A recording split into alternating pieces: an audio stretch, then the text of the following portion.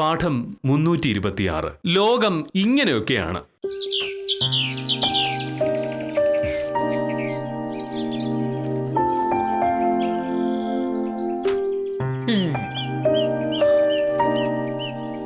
കൊള്ളാം. ഉടുപ്പൊക്കെ മാറി ഇവിടെ വന്നിരുന്ന് പിന്നെയും പത്രം വായിച്ചോണ്ടിരിക്കുക. മോഹനേട്ടൻ ഓഫീസിലൊന്നും പോകണ്ടേ? ഞാൻ ഓഫീസിൽ പോകുന്നത് കൃത്യം 9:38. 9:13 സോറി, നടക്കുന്ന ഘടികാരത്തോടാണ് ഞാൻ സംസാരിച്ചെന്നുള്ള കാര്യം ഞാൻ മറന്നുപോയി. കാപ്പി എടുത്ത് വെക്കട്ടെ? കഴിക്കാൻ എന്താണ്? ഇഡ്ഡലിയും സാമ്പാറും. കൊള്ളാം. ഈ ഇഡ്ഡലിയിൽ നിനക്ക് ആരെങ്കിലും കൈവിഷം തന്നിട്ടുണ്ടോ? എല്ലാ ദിവസവും ഇഡ്ഡലി ആണല്ലോ. ഇന്നലെ ഇഡ്ഡലി ആയിരുന്നില്ല, ദോശയായിരുന്നു. മെനിയാന്ന് പുട്ടായിരുന്നു. അതിന്റെ തലേന്ന് അപ്പം, അതിന്റെ മുന്നേ ഉപ്പുമാവ്. അതൊന്നും വില്ലേജ് ഓഫീസർക്ക് ഓർമ്മ കാണില്ല. രാവിലെ പറയാൻ ഒരു കുറ്റം കണ്ടുപിടിക്കണം. ശ്രമിച്ചു നോക്കി, പരാജയപ്പെട്ടു.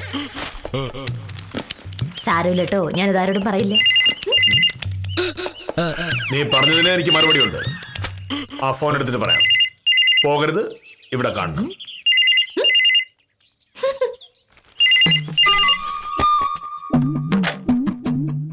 ഹലോ, അതെ, മോഹനേഷനാണ്. ദിലീപ്? ഏത് ദിലീപ്?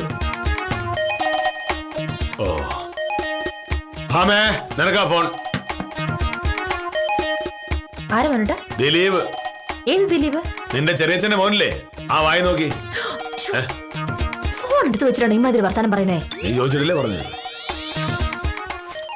ഹലോ, ആ ദിലീപേ, എന്തൊക്കെയുണ്ട് വിശേഷം? നീ വീട്ടിൽ നിന്നാണോ? ടൗണിൽ നിന്നോ? എന്താ വിശേഷം? ഇന്നോ? എപ്പോ? അതെന്ത് ചോദ്യമാടാ? നീ ഇങ്ങോട്ട് വരുന്നില്ല, എനിക്ക് എന്താ വിഷമം? ഞാൻ ഇവിടെ തന്നെ കാണും. നീ എപ്പോഴാ വരുന്നതെന്ന് പറഞ്ഞാ ഞാൻ വെയിറ്റ് ചെയ്യാം. ഓഫീസിൽ പോണം, അത് സാരമില്ല. ഒരു കാര്യം ചെയ്യ, ഇവിടെ എത്തുമ്പോ നീ എന്റെ മൊബൈലിലേക്ക് ഒന്ന് വിളിച്ചാൽ മതി. ഞാൻ വന്ന് പിക്ക് ചെയ്തോളാം. ശരി.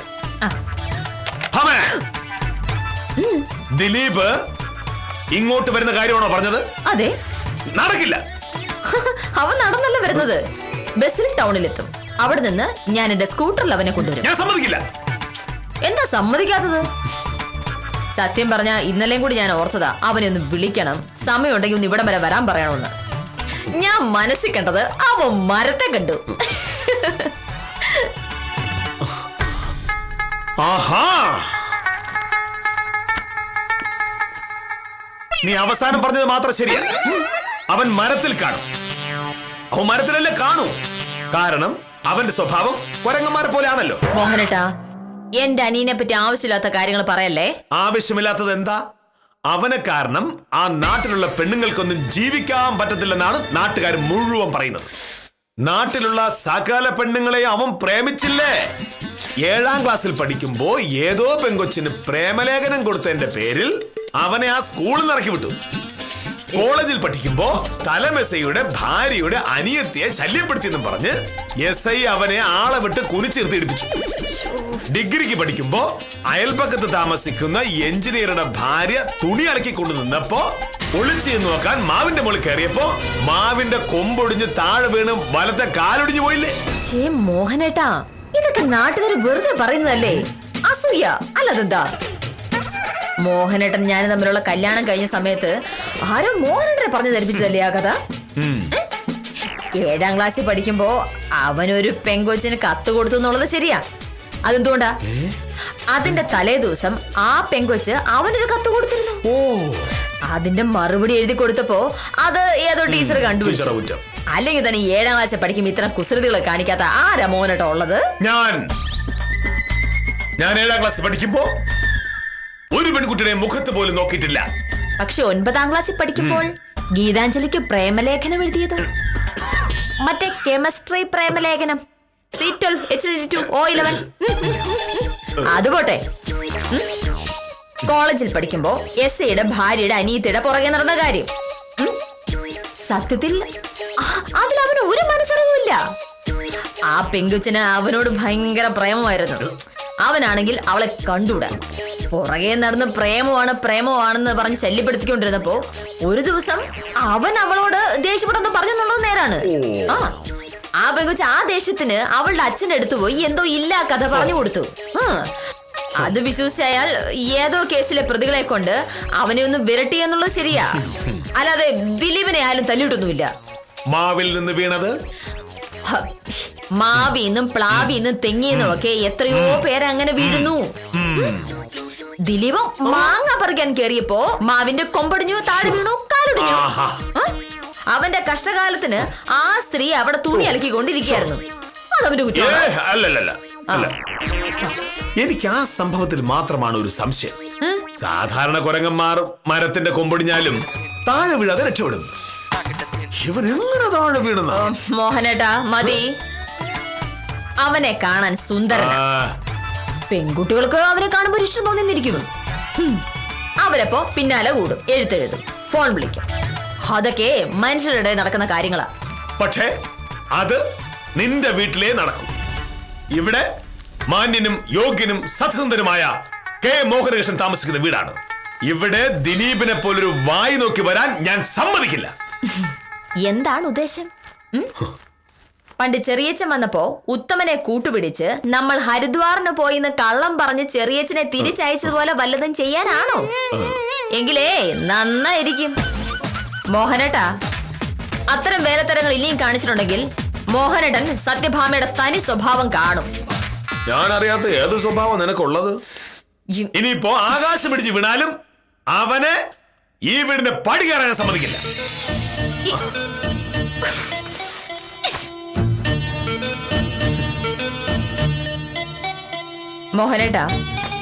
മോഹനേട്ടൻ ഒരു കാര്യവുമില്ലാത്ത കാര്യത്തിന് വാശി പിടിക്കുന്ന ഒരാളാണെന്ന് നാട്ടുകാർക്ക് മുഴുവനും അറിയാം. പക്ഷെ ഇക്കാര്യത്തിൽ മോഹനേട്ടന്റെ വാശി നടക്കാനേ പോകുന്നില്ല. ദിലീപ് ഇവിടെ വരും. കുറഞ്ഞ പക്ഷം 2 ദിവസമെങ്കിലും ഇവിടെ അവനെ താമസിപ്പിക്കാതെ വിടുന്ന പ്രശ്നമേ ഇല്ല. 2 ദിവസം അവൻ ഇവിടെ താമസിക്കുകയാണെങ്കിൽ പിന്നെ നമ്മൾ ഈ വീട് വിൽക്കേണ്ടി വരും. അല്ലെങ്കിൽ നാട്ടുകാർ ഈ വീടിന് തീ വയ്ക്കും. എടീ, കഴിഞ്ഞ മാസം എന്തോ ഒരു ആവശ്യമാണെന്ന് പറഞ്ഞ് അവൻ ഇവിടെ വന്ന എനിക്ക് ഓർമ്മയുണ്ടോ? അന്ന് അവൻ ഇവിടെ ഉണ്ടാക്കിയ പുകലുകൾ ഞാൻ മറന്നിട്ടേ ഇല്ല. എന്ത് പുകില്? അവനൊന്നും ചെയ്തില്ല. മോഹനേട്ടൻ അവന്റെ പിന്നാലെ നടന്നിങ്ങനെ ശല്യപ്പെടുത്തിയതല്ലേ? ഞാൻ എന്ത് ശല്യപ്പെടുത്തി? രാവിലെ ഞാൻ പത്രം വായിച്ചുകൊണ്ട് ആ വരാന്തലിരുന്നപ്പോ റോഡിലൂടെ പോയൊരു സ്ത്രീ, വേലായുധൻ ചേട്ടന്റെ ഭാര്യ രാജമ്മ, എന്നെ ചീത്ത വിളിച്ചെന്തിനാ? അപ്പുറത്തെ മുറിയുടെ ജനാലിലൂടെ നോക്കി അവൻ ചൂളമടിച്ചതിന്. ഞാനാണ് ചൂളമടിച്ചെന്ന് കരുതി ആ സ്ത്രീ എന്നെ ഇനി പറയാനൊന്നുമില്ല. നിനക്കറിയാമോ, ജീവിതത്തിൽ ആദ്യമായിട്ടാണ് ഒരു സ്ത്രീ എന്റെ മുഖത്ത് നോക്കി ചീത്ത വിളിക്കുന്നത്. അത് അവർക്ക് അടിയുടെ കുഴപ്പമായിരുന്നു. ഇവിടെ നമ്മുടെ വീട്ടിലിരുന്ന് നമ്മൾ ചൂള പഠിക്കുന്നതിന് അവർക്ക് എന്താണ്? റോഡിലോട്ട് പോകുന്നവർക്ക് അങ്ങ് പോയാ പോരെ? അന്ന് പാലിന്റെ കാശ് വാങ്ങാൻ വന്ന കോമളവല്ലിക്ക് അവൻ മുറ്റത്തെ ചെടിയിൽ പൂ പറിച്ചു കൊടുത്ത് ഓർമ്മയുടെ നിനക്ക്? അതിലെന്താ തെറ്റും മോഹനേട്ടാ? കോമളവല്ലി വന്നപ്പോൾ അവൻ മുറ്റത്ത് നിൽക്കുകയായിരുന്നു. അവൾ ദിലീപിനോട് ചോദിച്ചു, ഒരു പൂ പറിച്ചോട്ടെ എന്ന്. അവൻ ഒരു പൂ ഇറുത്തു കൊടുത്തു. അതല്ലാതെ ഒന്നും സംഭവിച്ചിട്ടില്ല. പക്ഷേ സംഭവം കണ്ടുവന്ന മോഹനേട്ടൻ അത് വലിയ പുകിലാക്കിയെടുത്തു. മോഹനേട്ടാ, ഒരാൺ ഒരു പെണ്ണിന് പൂ കൊടുത്താൽ ഉടനെ അവിടെ പ്രേമം കണ്ടുപിടിക്കുന്ന എന്തിനാണ്? അങ്ങനെയാണെങ്കിൽ അമ്പലത്തിന് മുന്നേ പൂക്കച്ചവടം നടത്തുന്ന സുഗുണന് ഈ നാട്ടിലുള്ള സകല പെണ്ണുങ്ങളോടും പ്രേമമായിരിക്കുമല്ലോ. അതുപോലെയാണോ ഇത്? ഭാമേ, നീ എന്തൊക്കെ പറഞ്ഞാലും ദിലീപിനെ ഇങ്ങോട്ട് വരാൻ ഞാൻ സമ്മതിക്കില്ല. എന്റെ അനിയൻ എന്നെ കാണാൻ വരുമ്പോ അത് പറ്റില്ല എന്ന് പറയേണ്ട കാര്യം എന്താണ് മോഹനേട്ടന്? അങ്ങനെയാണെങ്കിൽ കഴിഞ്ഞതിന്റെ അങ്ങേ മാസം മോഹനേട്ടന്റെ വല്യമ്മയുടെ മകൾ രുക്മിണി ഇവിടെ വന്ന് ഒരാഴ്ച താമസിച്ചതോ? എന്താ രുക്മിണി വരുന്നത് പോലെയാണോ ദിലീപ് വരുന്നത്? അല്ലെങ്കിൽ തന്നെ രുക്മിണി വരുന്നത് എന്തിനാ? അവൾക്ക് ഇവിടെ അടുത്തുള്ള ഒരു കോളേജിൽ ട്രെയിനിങ് ഉണ്ടായിരുന്നു. അതിനിവിടെ വരുമ്പോ അവളുടെ ഹോസ്റ്റലിൽ പോയി താമസിക്കാൻ പറയുന്നത് ശരിയാണോ? അതുകൊണ്ട് ഇവിടെ വന്ന് താമസിക്കാൻ പറഞ്ഞു. ഭാമേ, രുക്മിണി ഇവിടെ വന്നത് പഠിക്കാൻ വേണ്ടി. അവൾ ഇവിടെ വന്നു, ഒരാഴ്ച താമസിച്ചു, പോയി. അതുകൊണ്ട് നമുക്ക് ആർക്കെങ്കിലും എന്തെങ്കിലും തരത്തിലുള്ള ശല്യം ഉണ്ടായോ? ഇല്ല. ദിലീപ് എന്ന് വന്നത് വെറുതെയാണ്. വീട്ടിലിരുന്ന് നാട്ടിലുള്ള പെണ്ണുങ്ങളെ മുഴുവൻ പഞ്ചാര അടിച്ച് മടുത്തപ്പോ ഒരു ദിവസം വണ്ടി കയറി ഇങ്ങോട്ടിങ് വന്നു. ഇവിടെ വന്ന് 2 ദിവസമേ താമസിച്ചുള്ളൂ. ഉണ്ടാക്കാവുന്ന സകല തരികടകളെയും കാണിച്ചു. അതുകൊണ്ട് രുക്മിണിയെ പോലെ അച്ചടക്കമുള്ള എന്റെ അനിയത്തിയുടെ കാര്യം പറയുമ്പോ ലോകത്തിലെ ഏറ്റവും വലിയ പൂവാലനായ നിന്റെ അനിയന്റെ കാര്യം കൂടെ പറഞ്ഞ് കൂട്ടിക്കുഴയ്ക്കരുത്. ഞാൻ അവസാനമായിട്ട് പറയുക, ദിലീപ് ഇവിടെ വരാൻ പറ്റില്ല. വന്നാൽ അവനെ കൊന്ന കൂട്ടത്തിന് എന്നെ പോലീസ് പിടിക്കുമ്പോ ജാമ്യത്തിലിറക്കാൻ നീ വരേണ്ടി വരും. മോഹനേട്ടനെ ജാമ്യത്തിലിറക്കാൻ ഞാൻ വരില്ലല്ലോ. നന്നായി, നീ കേസ് വായിച്ച ജാമ്യം കിട്ടുകയില്ലല്ലോ. ഒരു ഉണക്ക വക്കീൽ വന്നി.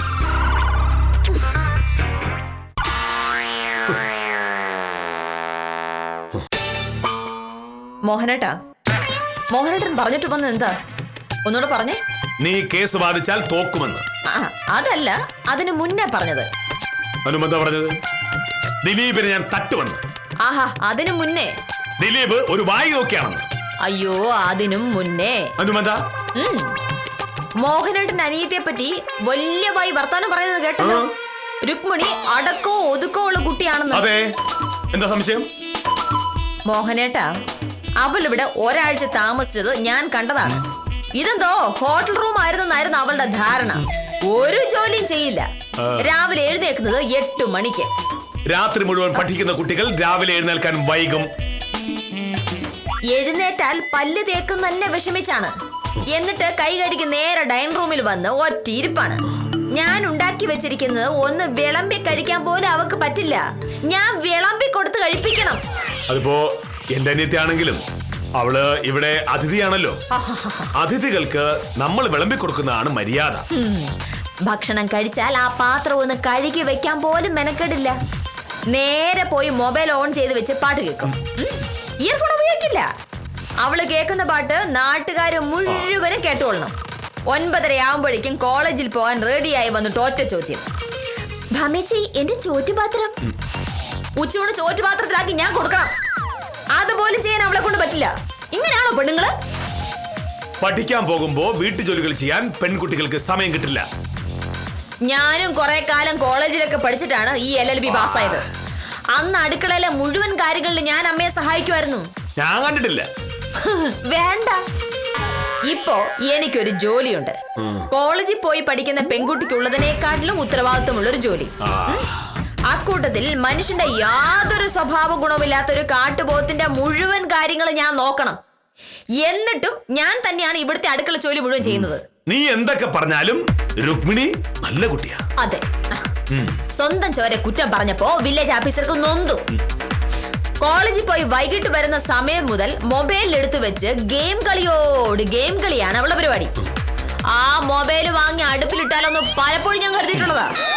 നീ വെറുതെ രുക്മിണി കുറ്റപ്പെടുത്തുന്നത് കൊണ്ട് എന്റെ മനസ്സ് മാറുകയോ ദിലീപിനെ ഇവിടെ താമസിക്കാൻ ഞാൻ സമ്മതിക്കുകയോ ചെയ്യുമെന്ന് കരുതരുത്. അത് നടക്കില്ല. ദിലീപ് ഇവിടെ വരികയും ചെയ്യും, താമസിക്കുകയും ചെയ്യും. എന്റെ അനിയന്റെ കാര്യം എനിക്ക് നോക്കിയല്ലേ പറ്റൂ. ഉത്തമനാണ്. ഉത്തമനോട് ചോദിക്കാം, വീട്ടിൽ വരുന്ന ബന്ധുക്കളോട് അവരൊക്കെ ഇങ്ങനെയാണോ പെരുമാറുന്നതെന്ന്. ദിലീപിന്റെ സ്വഭാവത്തെ പറ്റി അറിഞ്ഞാൽ ഞാൻ പറഞ്ഞത് തന്നെ ഉത്തമനും പറയും.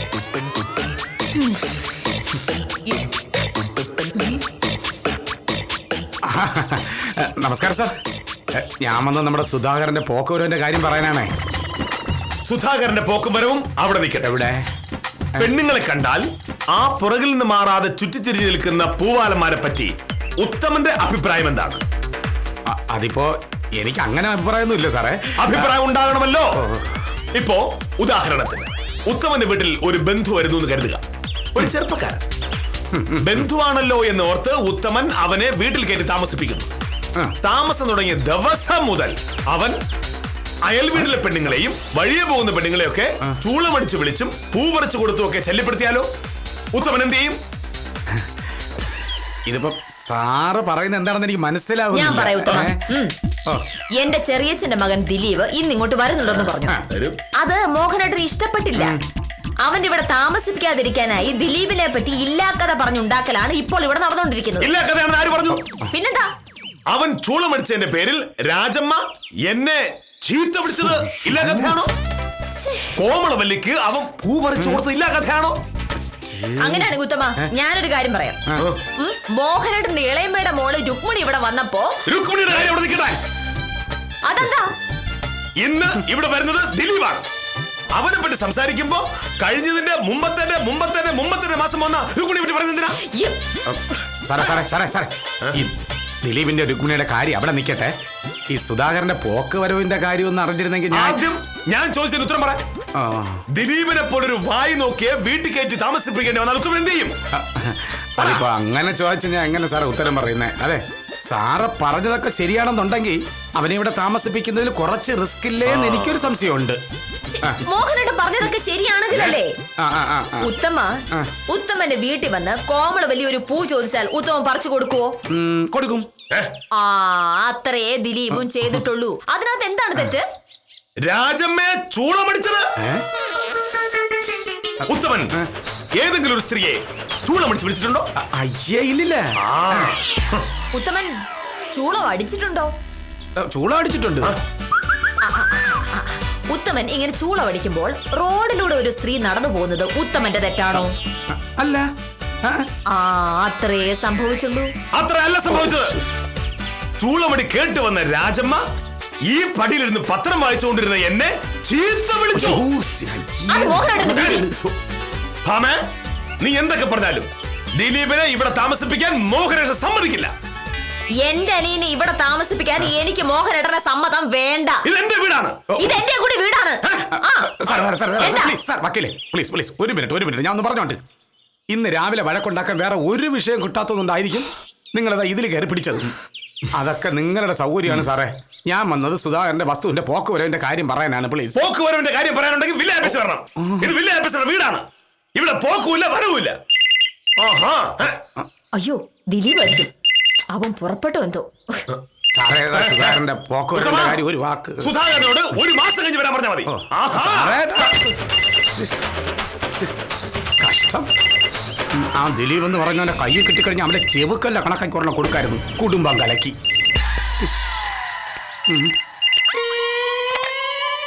ഹലോ, അതെ. ചെറിയച്ച, എന്തൊക്കെയുണ്ട് വിശേഷം? കുറച്ചു മുന്നേ ദേവി വിളിച്ചിരുന്നു. അവൻ ഇങ്ങോട്ട് വരുന്നെന്ന് പറഞ്ഞു. ഞാൻ കാത്തിരിക്കുവായിരുന്നു. അയ്യോ, ആര് പറഞ്ഞു?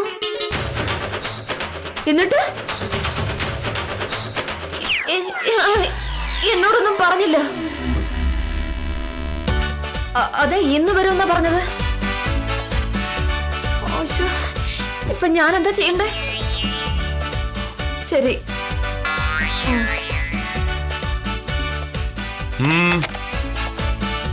എന്തോ കാര്യമായ സംഭവം ഉണ്ടല്ലോ. എന്താ? ചെറിയച്ഛനെ വിളിച്ചത്. അത് മനസ്സിലായി. എന്താ പ്രശ്നം? ദിലീപ് ഒരു പെൺകുട്ടിയെ കൊണ്ട് ഒളിച്ചോടിന്ന്. ഇന്ന് വെളുപ്പിന് അവനെന്തോ അത്യാവശ്യമുണ്ടെന്ന് പറഞ്ഞ വീട്ടിൽ നിന്ന് ഇറങ്ങിയത്. തുണിയൊക്കെ എടുത്ത് ബാഗ് വെക്കുന്ന കണ്ടപ്പോ സംശയം തോന്നി ചെറിയമ്മ കാര്യം തിരക്കി. ഒരു ചങ്ങാതിയുടെ വീട്ടിൽ പോവാണെന്ന് അവൻ പറഞ്ഞത്.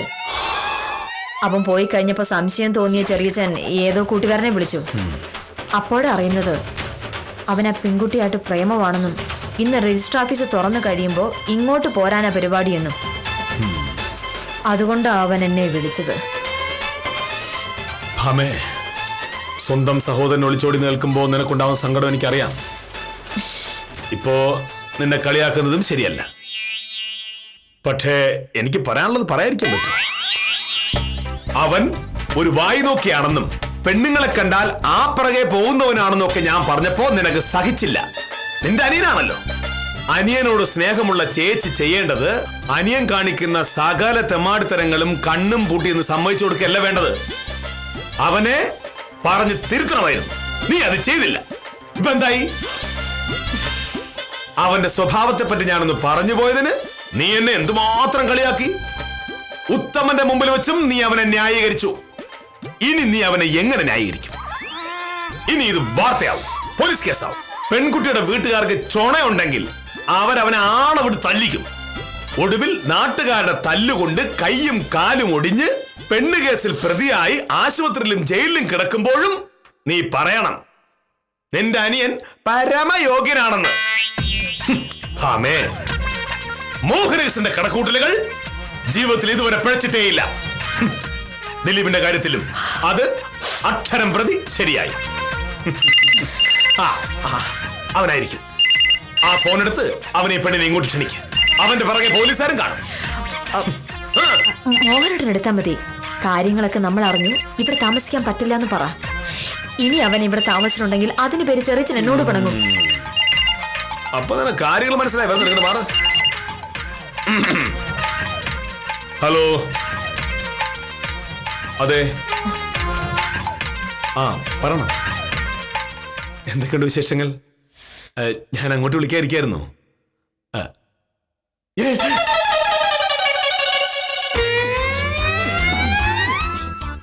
എപ്പോ? എങ്ങനെ? ആര് പറഞ്ഞു? ഞാൻ വിളിക്കാം. എന്താണ് മോനേട്ടാ? ഇളയമായിരുന്നു രുക്മിണി. രുക്മിണി? രുക്മിണിയെ കാണാനില്ല. അവളെവിടെ പോയി? അവളെ ദിലീപിനോട് ഒളിച്ചോടി പോയത്.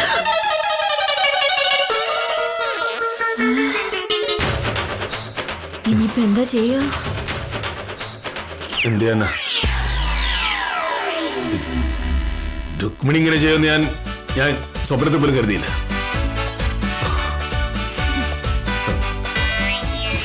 ജീവിതത്തിൽ ആദ്യമായി മോഹനേട്ടന്റെ ഒരു കണക്കുകൂട്ടലിൽ തെറ്റിപ്പോയോ എന്നൊരു സംശയം.